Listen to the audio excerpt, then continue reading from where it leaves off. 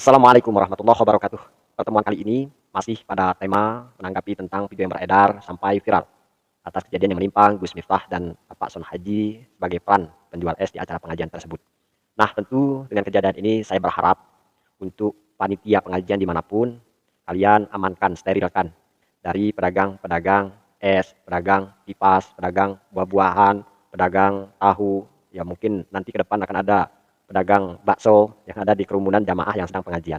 Nah, sahabatku, penjelasannya simak sampai dengan selesai agar kalian tidak salah persepsi dan salah menilai.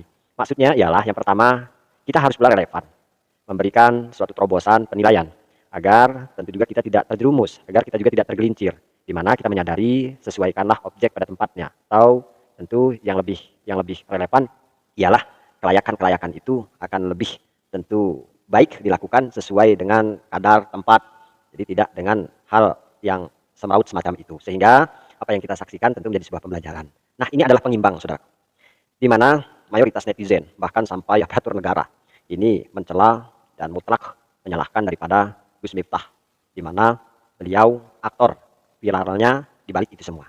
Dan pihak-pihak terkait pula yang bersama beliau menjadi sebuah sorotan, kendati pun bukan sebagai aktor atau peran utama.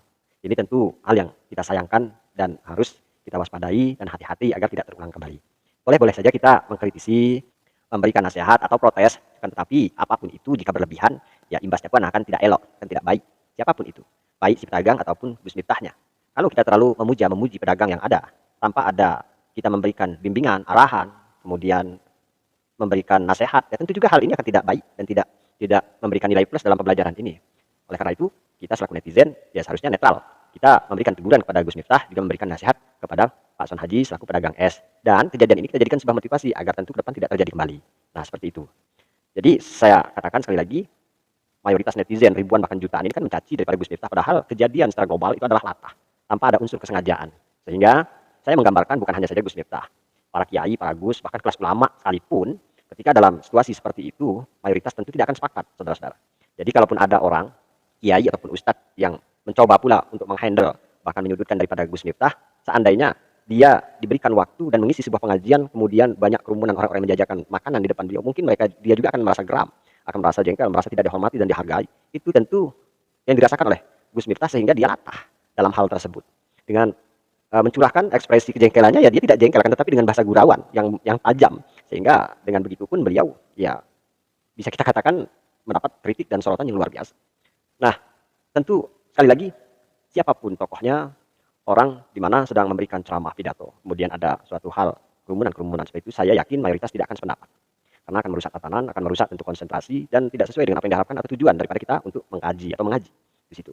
Kalau andai kata ada kiai kok istilahnya membela mutlak tanpa ada istilahnya nasihat, tanpa ada solusi, saya pertanyakan itu kan, apakah beliau pun akan bisa memaklumi ketika sedang mengisi pengajian besar, jamaah ribut, menjajakan makanannya, ada yang nangis dan sebagainya. Kejadian-kejadian itu sudah sering terjadi dan itu saya sangat ya sayangkan kejadian-kejadian itu bisa terjadi di sebuah acara pengajian. Kemudian saudaraku, siapa tentu yang paham, yang harus mengambil tindakan dalam hal ini, ya setidak-tidaknya panitia. Panitia harus bisa mensterilkan agar jamaah tetap kondusif, pengajian berjalan apik, lancar, rapi. Jadi tidak mempersilahkan orang tentu yang sudah difasilitasi tentunya. Bukan tidak boleh pedagang, mungkin ada tempat tanpa harus masuk ke kerumunan. Jadi sekali lagi kejadian ini sering kali terjadi. Jadi tidak heran hanya dilalah ini yang viral gitu kan. Dengan suasana ini ya kita merasa risih sebetulnya. Bukan berarti kita benci kepada apa yang dilakukan oleh pedagang. Bukan berarti kita benci atas ikhtiar yang dia lakukan. Tetapi dalam hal ini tentu tidak relevan. Sehingga akan pula kita tidak memberikan keadilan pada pedagang yang lain. Sementara pedagang lain pun di luaran banyak yang tidak masuk, yang tidak diberikan kesempatan, tidak diberikan jalan untuk menjajakan dagangannya. Mungkin kalau semua orang dipersilakan untuk bisa masuk ke kerumunan jamaah, semua pedagang akan masuk ke sana. Apakah siap dalam situasi dan kondisi tersebut? Nah, itulah tentu kita sebagai netizen juga harus memberikan terobosan, harus memberikan juga solusi bagaimana ke depan itu supaya hal ini tidak terjadi. Nah, secara global, saudaraku, keseluruhan apa yang kita lihat, bahwa ini mutlak kejadian, tidaklah ada unsur kesengajaan di dua belah pihak, baik pedagang ataupun Gus Miftah. Kemudian, jangan pula ini dijadikan sebuah acuan oleh orang lain atau pihak-pihak ketiga yang memanfaatkan situasi ini. Jadi khawatir ke depan justru akan lebih marak kalau kita tidak memberikan solusi, jalan, nasihat pada seperti apa yang dilakukan oleh Pak Son Haji. Sehingga saya tentu ya turut prihatin apa yang dialami oleh Pak Son Haji, akan tetapi itulah mungkin jalan Allah meninggikan derajatnya, mengangkat perekonomiannya, sehingga sumbangsih masyarakat, sungkawa masyarakat kepada beliau, orang-orang bahkan tertentu ini mengalir deras kepada beliau. Dan saya garis bawahi bahwa ini bukanlah unsur kesengajaan ya. Jadi jangan salah paham bahwa ini adalah langkah Allah untuk menunjukkan kekuasaannya. Dan harus tentu pula ya Gus Miftah berhati-hati karena beliau adalah seorang figur publik, terlebih beliau sekarang ada di lingkup negara. Apapun sedikit pun soal yang tidak elok tentu akan menjadi sebuah sorotan publik terutama. Dan tentu yang kita saksikan saat ini. Nah, saudaraku, menurut kalian apakah tindakan saya memberikan sebuah gambaran seperti ini kalian sependapat atau tidak? Silahkan kalian berkomentar dengan santun bijak tentu. Yang jelas tujuan kita demi untuk kebaikan keduanya agar kita selaku netizen bisa bersikap bijak, relevan, dan tanpa harus tentu mengembangkan permasalahan ini. Lebih memanas situasinya dan ya lebih pedas tentu caci makinya ini yang tentu tidak kita harapkan. Ya padahal kedua belah pihak sudah baik-baik saja dan enjoy-enjoy saja. Tetapi netizen semakin sibuk dan semakin risau. Nah inilah saudaraku, tentu dari saya mudah-mudahan bisa memberikan pencerahan.